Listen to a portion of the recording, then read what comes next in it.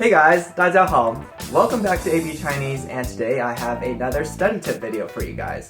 The focus is going to be on the question, when should I learn Chinese characters? Now this is a topic that I've wanted to cover for some time, but I'm also doing this to address some negativity that I've been seeing in some online communities where the more advanced learners are looking down on or even shaming some of the beginners for expressing their thoughts in pinyin and not Chinese characters. First of all, shame on you if you are discouraging anyone from learning a new language and someone who is obviously trying to practice that language. And second of all, this notion that every beginner should learn characters right away is ridiculous. Yes, pinyin is just a crutch, it's just a tool to get you where you want to be, which is eventually read Chinese characters without any help. But on the other hand, a lot of people who are rushing into learning Chinese characters too quickly or before they're ready are learning inefficiently and putting a burden on themselves that could be avoided.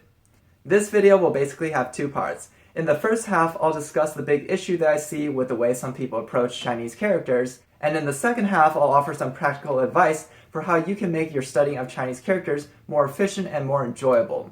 Hopefully this will be extra helpful to you if you are self-studying, if you don't have a class or a course that you're following, but this should be beneficial to everyone. So with that out of the way, let's get started. 我们开始吧. So when we talk about learning a language, we're really talking about three separate components, right? We're talking about speaking the language, reading, and writing. Now the problem comes when you clump all three together and try to learn it all at the same time. To understand why this is an issue, let's first ponder over the question, why do we learn some things first and then other things? So first of all, in Chinese, the first thing you should learn is pinyin, because it's an important training tool for how to pronounce Chinese. And we all know that bad habits are really hard to break later on if you develop them. So it's best if you start early on to develop the right pronunciation so you don't have issues down the road. So let's think about some of the principles that we use to decide what we learn first and what we learn later. Number one, we like to learn the more commonly used words first before we learn the more rare or obscure words. We need to learn the more foundational things first and foundational concepts first before we can tackle the more specific ones. And finally, we like to learn the easy things first before we learn the hard things. And all of this adds up to the fact that we need to create a big foundation, a large foundation on which to build off of. This way, when we tackle those hard, rare, obscure things, they become easier because we already have that solid foundation. Now let's look at some examples of these principles in action. Our first example is the character zhen. A lot of people will learn this very early on. It's a word for people. Pronunciation-wise, it's actually not that simple. A lot of people struggle with the R sound in Chinese, the zh sound. But because of how commonly used it is, how hard it is to escape this character, we learn it early on. And thankfully, writing it is pretty simple. It's only 2 strokes, and it kind of looks like a person. But why don't we learn this character, for example, that looks almost exactly like it, except for slight differences in the way the strokes are placed?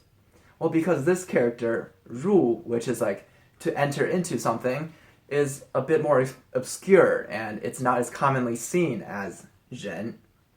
Next, let's look at this example, shui, also pronounced shui. Now this character is a lot more complex, but we still learn this character early on because it means who, and it's one of the basic question words that is prevalent in any language.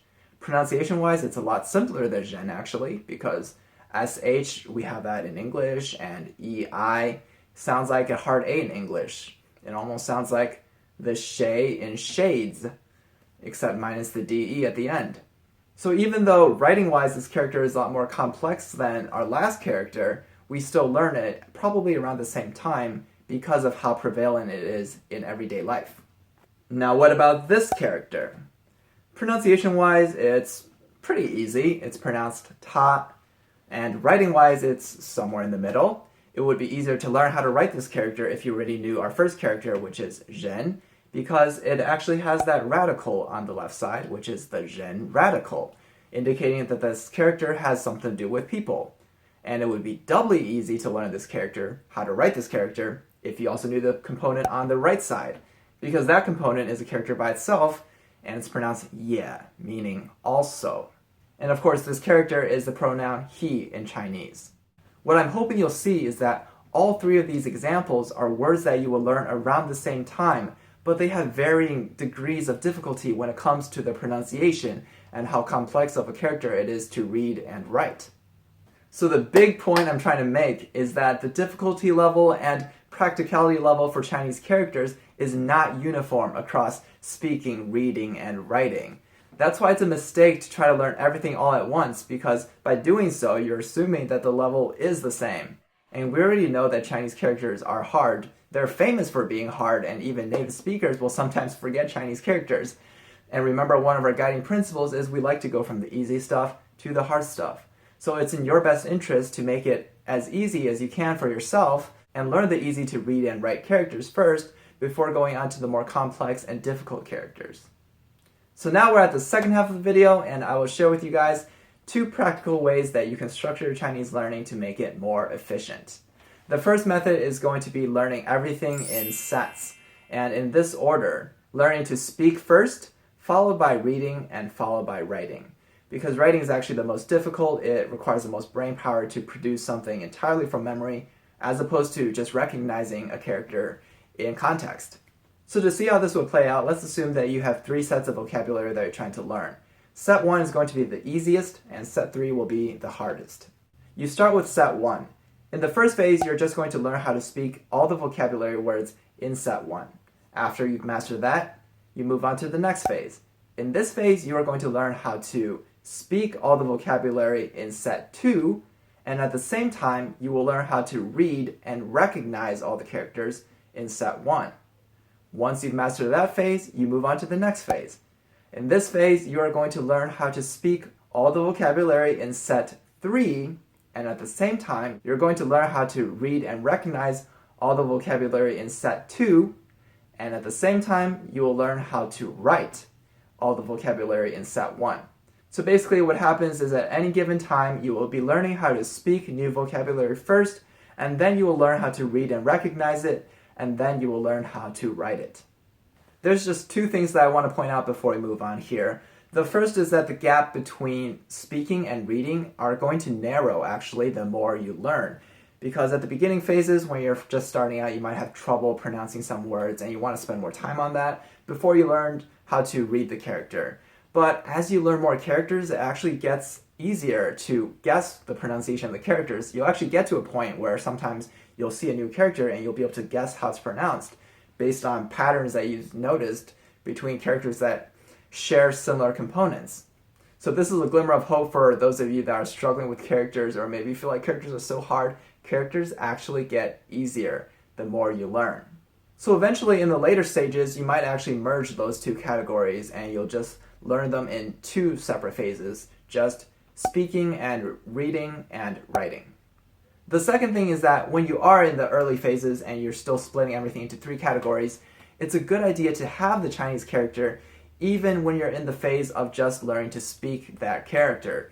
Because even though you're not focused necessarily on recognizing that character, it's good to start making that mental connection between this character, what it looks like, and the sounds and the ideas that you're memorizing. This will make the reading phase a lot easier for you because you've already been exposed to that character so much. In the second method, we are going to completely separate the oral language and the written language. In other words, we are simply going to choose which Chinese characters to learn based on how difficult it is to write or how difficult it is to recognize.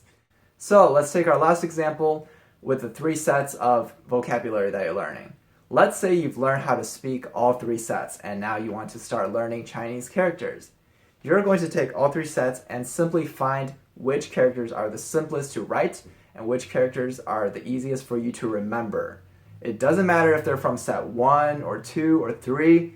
You might choose some from set 3 that are really simple, but reject others from set 1 because they're really complicated to write. So in this system, we are simply taking all the vocabulary that we know and choosing the simplest characters to write.